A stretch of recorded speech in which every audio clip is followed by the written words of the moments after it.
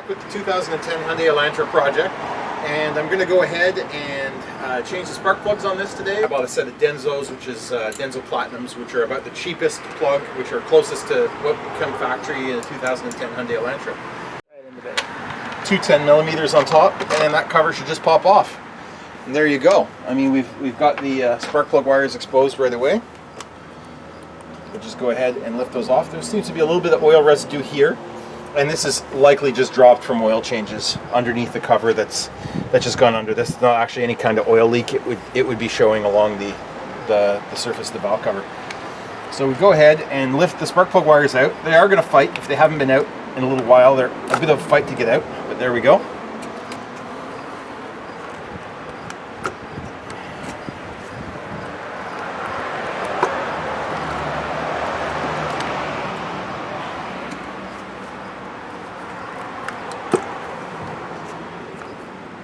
They're the smaller spark plugs, so you're just going to use your, I believe it's 5/8. I have those here somewhere.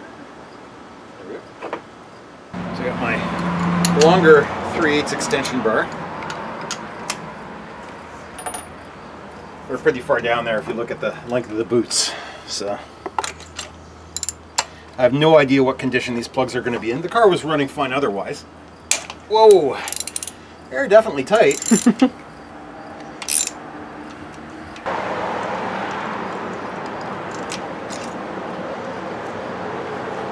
They don't look overly bad. They look like they're generally burning clean. I don't, a little bit of wear. I mean, they definitely needed a change.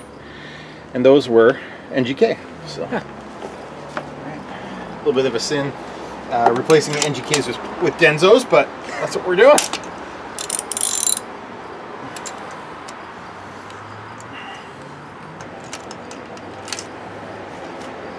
Still nice and even. A little bit on the lean side, actually, by the looks of it. A little bit white, but for the most part, I don't think that's not an issue. A lot of these cars run really, really hot today because the ignition systems are much stronger than they used to be. Oh, interesting. This spark plug didn't give me any kind of snap. I always love that when there's a different one. It's always exciting when it's different. Performance mod. Yeah. That one. Yeah, it's about the same, really. It's about the same. I don't think it's really bad.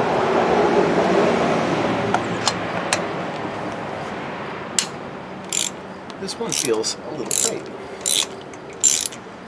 So two the same and two a little bit different.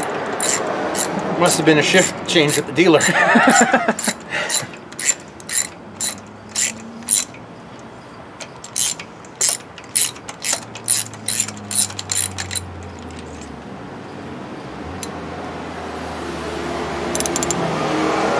Definitely some wear on these.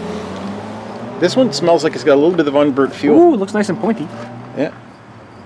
A lot of these things are pre-gapped, so if you pull them out of the box, I wouldn't worry about it. You can see these Denzos have a significantly larger head on the where the surface is.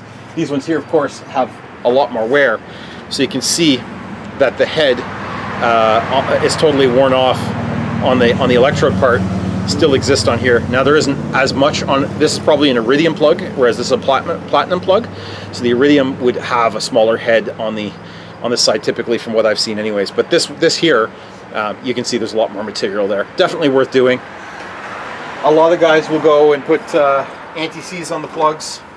You can. I've heard new information. It's a bit old school to put anti-seize on them nowadays because you're there's a chance that anti-seize can get on the plug and foul it. There's potential for over-tightening with anti-seize because it actually makes it easier to tighten the plug. I've just been running them in without anti-seize, and if you change them regularly, you don't have a problem. It's if you leave them in there forever, well, yeah, it's not going to work out very well.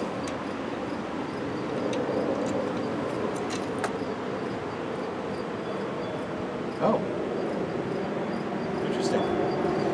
One of the crush washers is actually still sitting down there. Oh. So you have to go get that with the magnet. I'll start the number 2 cylinder then. And we will come back for that crush washer. I was like, I wonder why that not threat.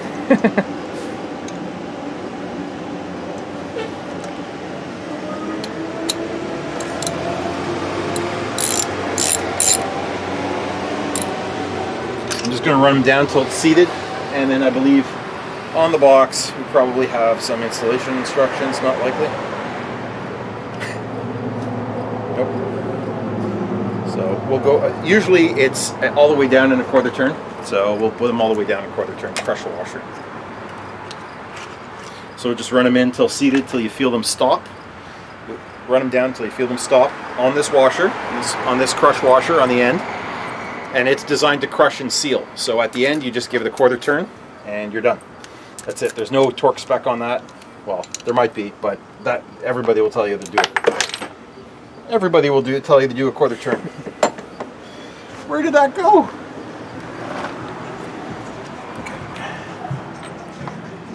Okay. All right.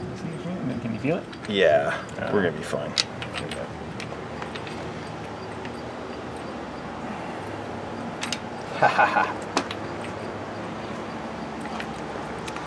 The fun of dropping things. There we go. There we go. Got it. Interesting how this socket doesn't actually have a retainer. It should have a rubber retainer inside the socket for this. It's not exactly doing that. I like to run them in by hand so you can feel the plug's thread. If you use your wrench to run them in, you run the risk of cross-threading your plug before you start. So.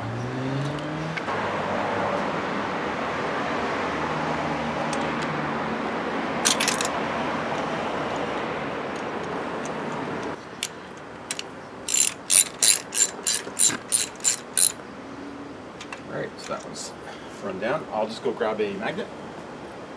Don't have a good magnet, get one. Because when you're working on a car, it's handy. They're about $3-4 at Princess Arlo, Harbor Freight, wherever you guys shop in the States, Walmart. They're not expensive. They'll save you a heck of a lot of time. And creativeness. You don't have to be creative when you have the right tool. That one was definitely, you can see the difference in crush washer. That's very, very thin. If I was to show you the actual one on the plug here, way over tight. I'd say somebody had that way, way tight. You can see it's almost twice the thickness.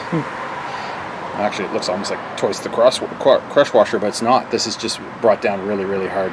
So these have probably been out and back in a couple times and over tightened.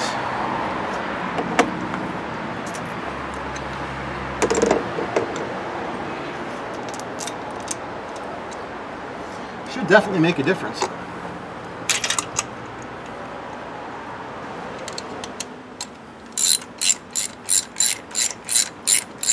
So it's 1/8 to quarter turn, guys. So they've all been snugged down on that washer. So now we're going to go ahead and just snug up that plug. So we'll go quarter turn. I can tell by feel quarter turn is perfect for those.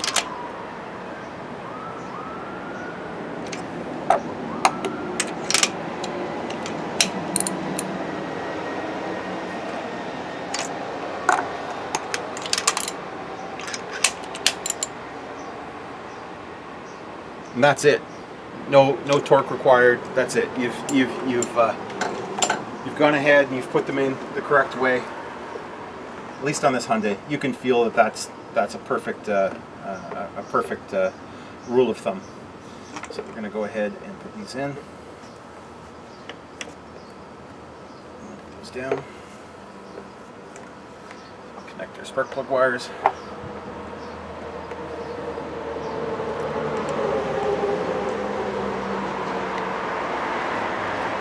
Fighting me? Who's that one fighting me?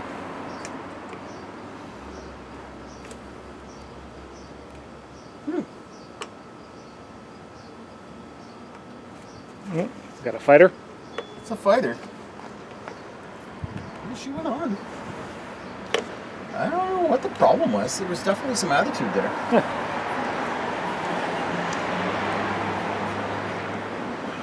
Really nice routing for the spark plug wires in this valve cover. It certainly keeps them nice and clean. I mean, and those wires should, under no circumstances, go in a different order. So on this vehicle, from the length of the cable, you can tell where they go, but that's not always the case. In this particular case, they're also numbered. You'll actually see. Oh, are they numbered on them? They are numbered. There's number 2 on this one. Oh, there so we go. you've got 1, 2, 3, 4. and that's it. So I mean, it's that simple. And then again, if you ever take them off, always a good idea to get yourself a marker, a pen, label them here, so you know. I mean, I've done this enough times that I know through the length of the wires. If you get them on wrong, the car will misfire. You'll have to figure it out.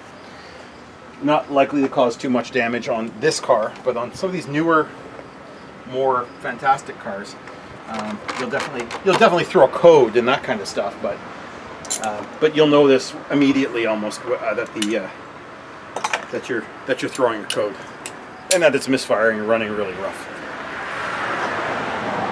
and stalling and probably doing a pile of things.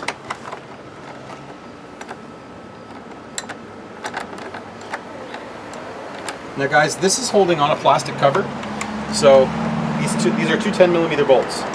Maximum torque on these is probably about no more than 15 foot-pounds. You don't have to go crazy tightening these. They just have to be there to hold on a plastic cover. Don't go crazy. Don't go and like knock these down and make them super tight so that it'll never come off again ever. And they're already rusty, so their chances of breaking are high. So just don't go crazy on them. You know, they're tight. That's it. You don't have to go nuts on them. If you don't know what 15 foot-pounds looks like, get yourself a 3/8 torque wrench. Find the exact torque of this bolt, manual online for the car, service manual. Check the service manual for the car, get the exact torque, get yourself a 3/8 torque wrench, a 1/4 torque wrench, and go at it. But again, from experience, I know that those are tight. We're not going to have any further problems with it.